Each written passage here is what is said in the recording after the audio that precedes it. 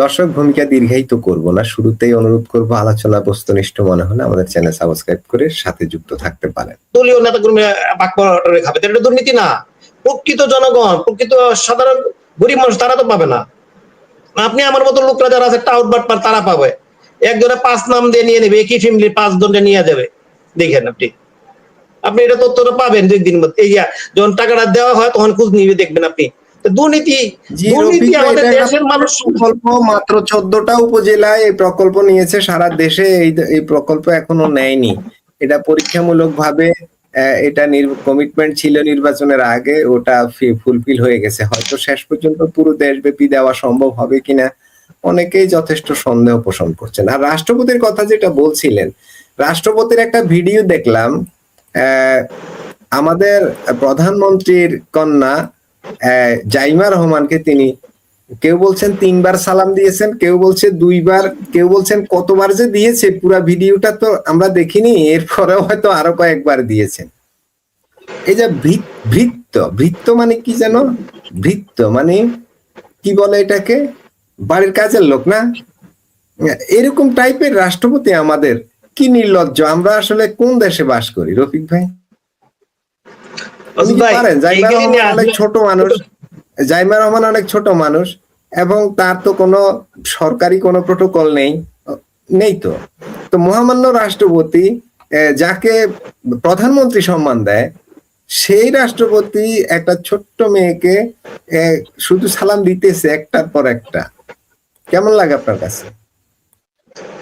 না, এটা নিয়ে আমি মন্তব্য করছি যে এটা হলো মানসিকতার ব্যাপার, রুচির ব্যাপার। উনি উনি উনি এই রাষ্ট্রপতির পদকে আমি মনে করি কলঙ্কিত করছে। উনি অনেক আলোচনা করছে অনেকেই, আমি এটা নিয়ে আর আলোচনা করতে চাই না। উনি রাষ্ট্রপতির পদটাকে কলঙ্কিত করছে কেন জানেন? এর ক্ষমতার জন্য, পদের জন্য, সুযোগ সুবিধার জন্য। আপনি যে বললেন না দুর্নীতি, একটা দুর্নীতি কথাটা আসছে, আমি বুঝাই দুর্নীতি কি, কাকে বলবেন? টাকা মেরে দিলেন, এটাই দুর্নীতি? দুর্নীতির মূল উৎসটা কি, মূলটা কি? মিথ্যা কথা। আপনি একটা কাজ করলেন, কাজ করে আপনার এটাতে কোনো রকম বেনিফিটেড হইলেন, ডাইরেক্ট টাকা আসলো বলে না আসলো, অন্য জায়গায় আসলো, তাহলে দুর্নীতি। তার রাষ্ট্রপতি যে কথাগুলি বলছে প্রত্যেকটা হলো দুর্নীতি, প্রত্যেকটা কথা মিথ্যা কথা। রাষ্ট্রপতি যে কথা বলছে মিথ্যা কথা বলছে, পুরো ভাষণে মিথ্যা কথা ছড়াইছে, তার এটা একটা দুর্নীতি। এটাতে লাভবান হয়েছে উনি কিভাবে? উনি এই যে পদটাকে থাকবে, এখন অথবা উনি বলছিল পদত্যাগ করার জন্য, যে এই ইলেকশনের পরে আমি পদত্যাগ করবো, উনি পদত্যাগ করলো না কেন? তার মানে কি উনি কি সুবিধা ভোগ করার জন্য করছে? রাষ্ট্রপতি পদটা আঁকড়ায় ধরে রাখার জন্য এই কাজটা করছে, তার মানে উনি সুবিধা ভোগ, এটা একটা দুর্নীতি। তাহলে দুর্নীতি, ওনার মুখ দিয়ে দুর্নীতি বলবেন কিভাবে? যারা যে দুর্নীতিবাজরা তাকে ক্ষমতায় বসিল, তাহলে তো উনি দুর্নীতিবাজের সহযোগী। গত সরকার যে ক্ষমতায় তারা দিয়ে গেল না, তাহলে তাদের সহযোগিতা সে দুর্নীতিবাজ রাষ্ট্রপতি। তাহলে ওনার কথাতে আসেন আপনি, যুক্তি তো আপনি পিছনে ফেলায় রাখতে পারবেন না। আপনি রাষ্ট্রপতি সর্বোচ্চ পদে বসে সংসদে বিভিন্ন কথা বলে কি মানুষ বিশ্বাস করবে? রাষ্ট্রপতির পদটা কি সম্মানিতব্য? তাহলে এই সম্মানটা যদি মানুষ সম্মান না দেয়, তাহলে আপনি কি লাভ হলো? আপনি সম্মানের বসে বসে মানুষ ঘৃণা করলো, তাহলে তো হলো না। মানুষ সর্বোচ্চ পদে কেন যায়? সম্মানের জন্য, ইতিহাস দেখার জন্য। উনি তো আবার ইতিহাসে থাকতে পারলেন না, উনি থাকবে ইতিহাস হিসেবে, কিন্তু ঘৃণিত ইতিহাস হিসেবে থাকবে। উনি এভাবে বলা উচিত হয়। উনি আমার কথা হলো, স্বাধীনতা সংগ্রামে যারা জড়িত ছিল প্রথম থেকে সংগ্রামের, আপনার আন্দোলনে যারা ছিল জড়িত, ইতিহাস উনা আমাদের চেয়ে বেশি জানে উনি, যেহেতু আমাদের অনেক বয়সে বড়। উনি নাকি আবার মুক্তিযোদ্ধা নাকি আমি শুনছি, আসলে কি উনি মুক্তিযোদ্ধা কিনা তাও বলতে পারবো না। মুক্তিযোদ্ধা যদি উনি যদি মুক্তিযোদ্ধা থাকতো, আপনি মুক্তিযোদ্ধা হইতে গেলে আপনার মানে অ্যাডভোকেট ফজলুর রহমান, সেটা হলো মুক্তিযোদ্ধা, তাকে মুক্তিযোদ্ধা বলতে পারে। সে কি বলছে যে আমি মরে যাব, তবু আমি মুক্তিযুদ্ধের নামে আমাকে যদি মেরেও ফেলায়, আমি মুক্তিযুদ্ধ বলবো না।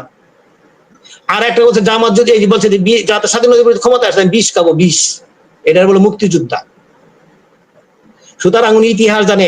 সোহরাওয়ার্দী কোথায়, সোহরাওয়ার্দী কোথায়, বাসারি কোথায়, আপনার একে ফজলুল হক, আরো তো অনেক নেতা আছে, ওনার নাম নাই বলে যে আপনার ওই যে অলিয়াহাত, ওই যে ভূমিন ফারহানার বাপ তাজউদ্দিন কোথায়, তাজউদ্দিন কোথায়, রাজ্জাক কোথায়, তোফায়েল আহমেদ কোথায়, আপনার সিরাজ শাহজাহান সিরাজ কোথায়, আপনার আসম আব্দুর রব কোথায়, আব্দুল কুদ্দুস মাখন।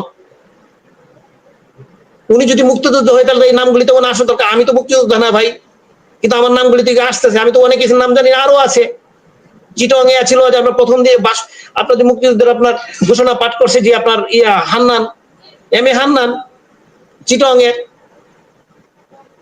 নামটা আসে নাই, উনি বলে নাই, উনি আম্মা বইলা একদম ডাইরেক্ট বললো যে শহীদ প্রেসিডেন্ট জিয়াউর স্বাধীনতার ঘোষক বইলা শুরু করেছিল 94 কিছু হয় নাই, কিছুই হয় নাই।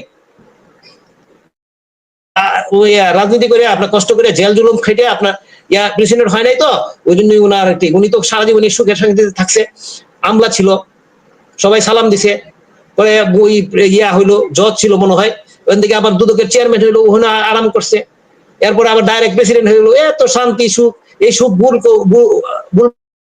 কষ্ট তো করে নাই, জেল জুলুম তো খাচ্ছে না, আন্দোলন করে রাস্তাঘাটে আপনার মারপিট খাই নাই, পুলিশের সাথে মার খাই নাই।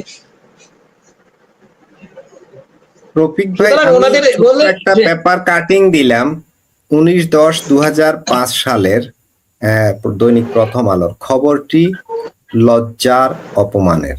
ট্রান্সপারেন্সির সূচকে বাংলাদেশ টানা ৫ম বার শীর্ষ দুর্নীতিগ্রস্ত দেশ। এগুলো তো ইতিহাস না, এগুলো কি মুছে ভুলে যাবো কাটিং?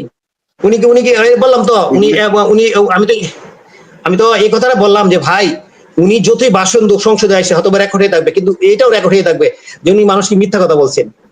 মানুষ কিন্তু ইতিহাস জানে, আমরা ইতিহাস জানি, আমরা পেপার পড়ছি, পেপার কাটিং আছে, এই যে আপনি বের করে নিয়ে আসছেন, পারেন না, উনি তো করতে পারবো না।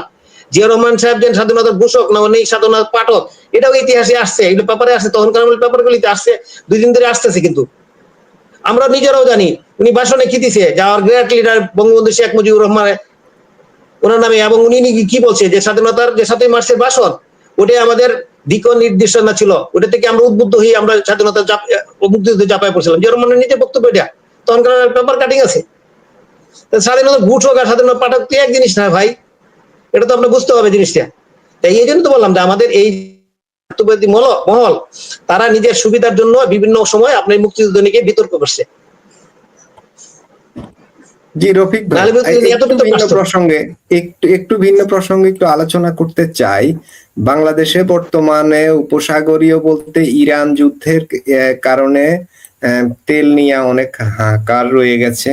সরকার আপ্রাণ চেষ্টা করছে কিভাবে সলভ করা যায়, কিভাবে নিরবিচ্ছিন্ন ভাবে জ্বালানি সরবরাহ করা যায়, এই চেষ্টাটা সরকারের আছে, এটা লক্ষ্য করছি আমরা। কিন্তু রাশিয়া থেকে তেল কিনতে আমেরিকার অনুমতি চাইল সরকার। এই বিষয়টা নিয়ে একটু আলোচনা করতে চাই। প্রশ্ন হলো, সবার আগে বাংলাদেশ, আজাদি না গোলামি, এসব যে স্লোগান আমরা দিলাম,